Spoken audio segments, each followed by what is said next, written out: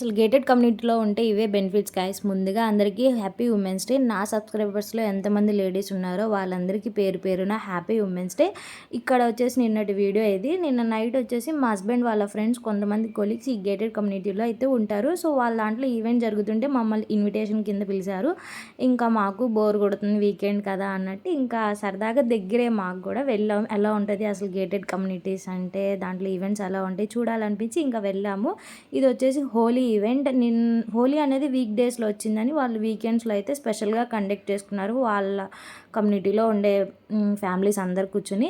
ఇవే అప్పుడప్పుడు బెనిఫిట్స్ అనిపిస్తాయి నాకు. ఏదైనా ఈవెంట్స్ కానీ ఫెస్టివల్స్ కానీ వాళ్ళ దగ్గర ఉన్న స్పేస్లోనే చక్కగా మంచిగా క్రియేట్ చేసుకుంటారు. పిల్లల్ని ఎంగేజ్ చేయడానికి క్లాసెస్ కానీ, పార్క్లో పిల్లలు ఎంజాయ్ చేయడానికి కానీ చాలా బాగుంటుంది. మామూలుగా సిటీస్లో కొంతమందికి పాసిబిలిటీ ఉంటే అన్నీ ఫెస్టివల్ సెలబ్రేట్ చేసుకోవడానికి, కొంతమందికి ఉండవు చూడు. వాళ్ళు అప్పుడప్పుడు అనిపిస్తుంది లైక్ నాకు ఇలా గేటెడ్ కమ్యూనిటీలో ఉంటే బాగుండు కదా, మా అబ్బాయి కూడా మంచిగా ఎంజాయ్ చేస్తాడని. నిన్నైతే మనస్ఫూర్తిగా నాకు చాలా హ్యాపీ అనిపించింది. వాడైతే కొత్త కొత్త పిల్లలతో భలే ఎంజాయ్ చేశాడు ఆ కాసేపు.